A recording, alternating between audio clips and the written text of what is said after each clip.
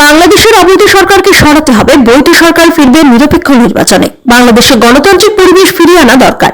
সিলেট, চট্টগ্রাম সহ যতগুলো বারে নির্বাচন হয়েছে আওয়ামী লীগপন্থীরা জয়ী হয়েছে। বাংলাদেশের 20% মানুষ তারা জঙ্গিবাজ মৌলবাদ পাকিস্তানিদের পক্ষে। বাংলাদেশের 80% মানুষ উন্নয়ন চায়।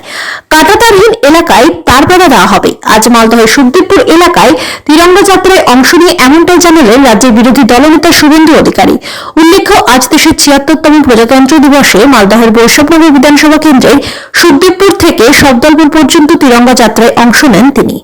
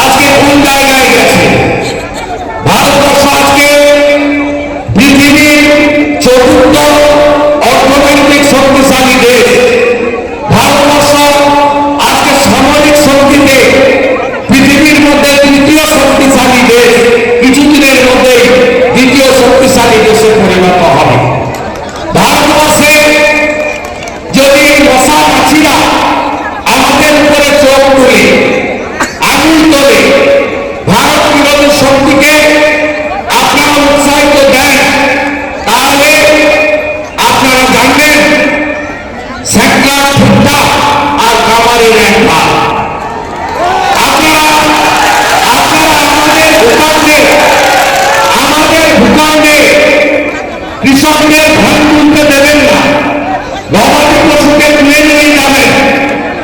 1.5 কিলোমিটার বর্ডার এলাকাতে ফেন্সিং করতে দেবেন না।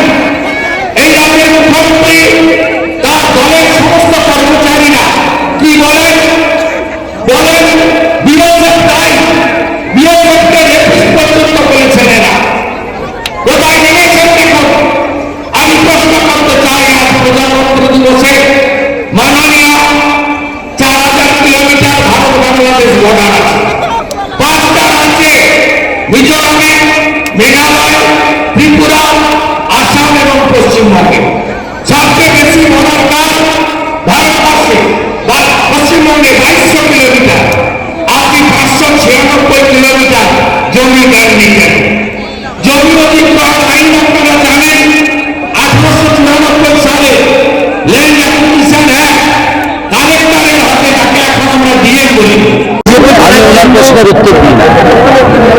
আপনি যার সম্পর্কে বললেন উনি আন্তর্জাতিক স্তরের নেতা। তার প্রশ্ন, কার্তিক মহারাজ শুধুমাত্র একজন আধ্যাত্মিক নেতা নয়, তিনি কতগুলো স্কুল তৈরি করেছেন কলকাতার লোকেরা আপনারা জানেন। 13টা বিদ্যালয় তৈরি করেছেন। কার্তিক মহারাজ বেলডাঙাতে, মুর্শিদাবাদে সাধারণ গরিব মানুষের জন্য সরকার যে চিকিৎসা দিতে পারে না, সেই চিকিৎসার জন্য সেখানে হসপিটাল তৈরি করেছে। তাই কেবলমাত্র সনাতনী জাগরণ বা গীতা পড়ার জন্য প্রচার শিলিগুড়ি থেকে কলকাতা এটা শুধু করেননি, তিনি শিক্ষা এবং স্বাস্থ্য ধর্ম বর্ণ নির্বিশেষে মানুষের জন্য সেবাদান করার জন্য প্রতিষ্ঠান গড়ে তুলেছেন নীরবে নিভৃতে। তাই কার্তিক মহারাজের সিলেকশন এবং অন্য বাকি 13 জন মোট সিলেকশন, সবগুলি সিলেকশনই যথাযথ হয়েছে। বিভিন্ন সেক্টর থেকে সিলেকশন হয়েছে এবং আমরা বিশেষভাবে গর্বিত রাজবংশী লেখক শিক্ষক নগেন্দ্রনাথ রায়, অরিজিৎ সিং আমাদের গর্ব, মমতা শঙ্কর সহ প্রত্যেকের জন্য। তো বাংলাদেশ তো এখান থেকে তো কোনটা শোনা যাচ্ছে না, একে এই অবৈধ সরকারকে সরাতে হবে। বৈধ সরকার ফিরবে এবং নিরপেক্ষ নির্বাচন দেবে। বাংলাদেশে গণতান্ত্রিক পরিবেশ ফিরিয়ে আনা দরকার। এবং সম্প্রতি খবর আপনারা রাখেন না, সিলেট, চট্টগ্রাম সহ খুলনা সহ যতগুলো বারে নির্বাচন হয়েছে সেখানে আওয়ামী লীগ পন্থীরা জয়যুক্ত হয়েছে। বাংলাদেশে 20% লোক তারা জঙ্গিবাদ মৌলবাদ পাকিস্তানিদের পক্ষে, যারা 71-এ হেরেছিল রাজাকাররা, বা তার নাতিপুতিরা। কিন্তু বাংলাদেশের 80% লোক কেবলমাত্র সনাতনীরা নয়, ওখানে অনেক প্রোগ্রেসিভ মুসলিমরাও আছে। তারা বাংলাদেশের উন্নয়ন চায়, যে উন্নয়ন ভারতবর্ষের প্রত্যক্ষ সহযোগিতায় শেখ হাসিনা ওয়াজিব করেছেন। এবং বাংলাদেশে বর্তমান যে অবস্থা, সেখানে খালেদা জিয়ার সময়, হুসেন মোহাম্মদ এরশাদের সময় যে অবস্থা ছিল তার থেকেও খারাপ অবস্থা হয়েছে। এই সুদখোর ইউনূস তার যে গ্রামীণ ব্যাংক চিটফান্ড, তার আগামী 29 সাল পর্যন্ত ভ্যাট মুকুব করেছেন, জনগণের উপর 12% ভ্যাট চাপিয়ে দিয়েছেন। টাইম ডেজ আর নাম্বার।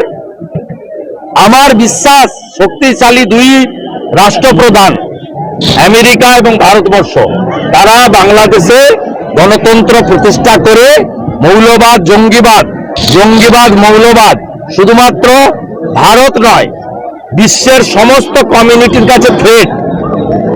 ওসামা বিন লাদেন বলুন বা এই শক্তি বলুন। তাই ডোনাল্ড ট্রাম্প শপথ নেওয়ার আগেই হামাস যেভাবে আত্মসমর্পণ করেছে, ইসরায়েলি পণবন্দীদের ছেড়ে দিতে বাধ্য হয়েছে ডোনাল্ড ট্রাম্প শপথ নেওয়ার আগেই, তাতে আমার বিশ্বাস যে বাংলাদেশে গণতন্ত্র এবং সকলের ধর্মাচরণের যে অধিকার, এই অধিকার প্রতিষ্ঠিত হবে। আমাদের হিন্দু ভাই বোন, আত্মীয় স্বজন, তাদের চোখের জল আমাদের দেখতে হবে না। এবং আমরা যে সমস্ত আস্থার জায়গা, মন্দির যেভাবে ভাঙছে, সেগুলো বন্ধ হবে। লাগবেই না। আজকে কর্তব্য পথে উপরে দেখছিলেন না, ভারতবর্ষের কাছে যে মডার্ন ড্রোন আছে না, কোনো ম্যান পাওয়ার লাগবে না। আমরা পাকিস্তান পরমাণু বোম আছে, ভিতরে ঢুকে মেরে এসেছি। পুলওয়ামার ঘটনার পরে, অবন্তিপুরার ঘটনার পরে অন্যার ঘুষকে মারা, আর আমাদের একজন এয়ারফোর্সের পাইলটকে ওরা ধরে ফেলেছিল।